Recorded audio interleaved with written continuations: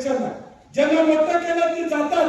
हा अनुभव अनेकदा मला या ठिकाणी आलेला आहे. परंतु माझी कार्यकर्त्याला विनंती, आजच्या काँग्रेस कमिटीमध्ये तुम्ही आलेला, तुम्ही एकनिष्ठ म्हणून आलेला, तुमचा निर्णय पक्का आहे की आता काँग्रेस बनवायचं, बरोबर आहे ना?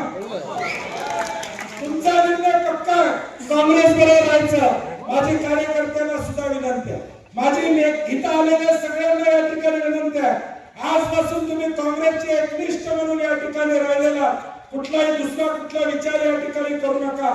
ज्याचा निर्णय घ्यायचा आहे त्यांनी निर्णय घेतलेला आहे, ज्यांना घ्यायचा आहे त्यांनी घेऊ शकतात. परंतु शेवटच्या आठवड्यात, शेवटच्या 15 दिवसात, शेवटच्या महिन्यात निवडणूक लागल्यावर मला फसवायचा कोणी प्रयत्न केला तर तो माझ्या टार्गेटवर असेल हे मला